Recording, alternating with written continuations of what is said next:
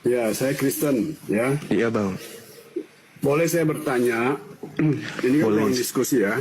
Iya silakan. Begini, saya punya pertanyaan dan saya juga tidak mendapatkan jawaban ya di dalam perjanjian baru ya. Siap. Nah, saya bertanya sudah kepada banyak ustadz ya. Sekarang saya mau bertanya kepada Bang Suma, apa jawabannya? Begini pertanyaannya. Iya. Kalau Allah itu maha mengetahui atau maha berilmu, ya, kenapa dia menjadikan manusia itu katanya sempurna, tetapi buktinya manusia itu bisa jatuh dalam apa kata dosa atau kesusahan, pertikaian, ya kan? Masuk ke dalam suatu suasana yang sebetulnya kita sendiri juga tidak mau. Kenapa pencipta kita bisa membuatnya begitu? Nah, jawabannya ya yang banyak orang bilang adalah free will atau kehendak bebas. Kalau dia tahu, dia itu Tuhan ya, bahwa free will itu katakanlah satu chip ya dipasangkan ke dalam pikiran kita. Kenapa nggak dia cabut aja? Ya kan, kalau tahu bahwa chip ini berbahaya, berisiko, membuat dia marah-marah, membuat dia membuang ciptaannya ke neraka, ya, membuat dia marah, dan manusia sendiri juga susah gitu. Ya gara-gara adanya free will itu. Maka saya bertanya kepada Allah, kepada pencipta, ya, kepada Bapa, ya, kenapa engkau yang maha tahu, kalau tahu free will itu berbahaya, jangan hanya bilang jangan. Jangan bilang jangan kau makan buahnya. Tetapi janganlah sampai ada pohon pengetahuan baik dan jahat itu. Jangan sampai manusia itu punya kehendak bebas yang akhirnya Tuhan sendiri tidak mau bertanggung jawab. Kalau yang bagus dari Tuhan, yang jelek itu dari manusia. Ah itu, jawab. Terima kasih. Iya baik. Jadi yang pertama saya ingin mengatakan begini. Suka ataupun tidak, ikhlas atau tidak, senang ataupun tidak, terima atau tidak, kedudukan kita ini makhluk. Kedudukan kita ini ciptaan. Di ufuk yang berbeda, Tuhan adalah entitas tunggal yang absolut yang tidak bisa terintervensi oleh ciptaan.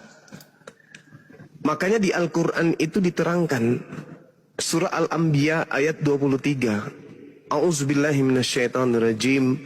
La yus'alu amma yaf'al wa hum yus'alun. Allah tidak ditanya, Tuhan tidak ditanya, mengapa Tuhan begini, mengapa Tuhan begini. Tetapi kitalah manusia yang ciptaan ini yang harus ditanya, kenapa kamu tidak melakukan perintahku? Kenapa kamu meninggalkan titahku? Kenapa kau melakukan laranganku dan seterusnya? Bukan posisi kita bertanya, kenapa Tuhan menciptakan, kenapa Tuhan begini, kenapa Tuhan begono dan seterusnya. Itu adalah keadaan sebagai makhluk. Pertanyaan ini muncul sama seperti iblis bertanya ketika Tuhan ingin menciptakan makhluk. Wa isqala rabbuka lil malaikati inni ja'ilun fil ardi khalifah. Wahai seluruh makhluk langit, aku hendak menciptakan pemimpin di atas muka bumi bernama Adam alaihi salam. Protes kemudian mereka yang terdeteksi pembangkang. Kenapa? Protes dia. Ini sifat iblis. Sedangkan makhluk itu ketundukan. Jangankan untuk bertanya kepada yang menciptakan kita. Kenapa kau menciptakan kayak begini? Sekedar untuk mengetahui saja bahwa kita hendak diciptakan dalam jenis kelamin laki, perempuan, tahun sekian, lahir dari seorang rahim wanita bernama ini, bapak namanya ini, itu kita tidak punya hak. Bagi orang yang percaya akan adanya pencipta yang mengatur dia, maka dia akan tunduk atas segala aturan penciptanya. Terlalu jauh kita melangkah. Kenapa kemudian Tuhan menciptakan harus ada pohon baik, harus ada pohon jahat? Loh, kalau Tuhan tidak menciptakan itu bukan Tuhan namanya, itu tempe. Yang namanya Tuhan itu maha kuasa. Tidak ada yang bisa mengintervensi dia. Makanya dia ahad. Entitas tunggal yang absolut, tidak ada intervensi dari manapun. Itu baru Tuhan. Sedangkan kita ini makhluk. Syukur-syukur kita jadi manusia. Kenapa ketika Tuhan menciptakan kita enggak jadi kera? Jadi sayur, jadi buah-buahan yang hanya pelengkap daripada sosok pemimpin manusia. Bersyukurlah kita ini sebagai manusia dicipta dalam bentuk fi aksari taqwim, dalam bentuk yang sempurna. Jangan malah protes seperti iblis. Jadi ketika saudara bertanya, kenapa Tuhan yang maha kuasa ini tidak ini? Itu maunya kita. Tapi Tuhan tidak seperti itu. Inni a'lamu ma la ta'lamun. Aku mengetahui apa yang aku lakukan. Makanya apa yang kita lakukan di atas muka bumi ini atas intervensi pencipta kita, beliau Allah menyatakan apa? Fala ta'lamu nafsun ma ukhfi lahum min qurrah a'yun jazaa'an bima kanu ya'malun.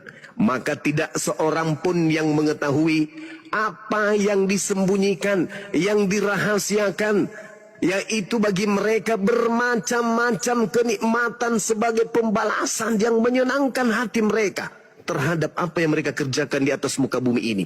Aku Tuhan sudah menyiapkan segala macam kenikmatan, kebahagiaan yang tak bisa kau pikirkan dengan hatimu, pikirkan dengan otakmu itu. Saking nikmatnya, saking bahagianya. Harusnya ini yang kita kejar. Karena biar bagaimanapun kita protes, kenapa. Toh kita sudah ada jadi ciptaannya. Maka tugas kita sekarang, wa ma khalaqtul jinna wal insa illa liya'budu. Tugas kita hanya berserah diri, tunduk. Jangankan kita manusia ini, bumi ini pun tunduk. Alam semesta ini tunduk kepada esensi pencipta. Apatah lagi kita, hanya manusia yang sedikit kena hujan flu, sedikit tidak mandi panuan, sedikit kemudian kurang was-was perhatian kebersihan kena kurap, sedikit lagi kena jantung, stroke. Protes kepada yang maha kuasa. Tugas kita sekarang adalah berterima kasih. Telah diciptakan lubang hidung kita dua-duanya mengarah ke bawah, bukan mengarah ke atas. Musim hujan repot jaga hidung. Mata kita satunya di depan, dua-duanya di depan. Celaka kalau mata kita disimpan satu di pintu toilet. Kalau yang masuk laki-laki, setengah mati kita untuk nutup.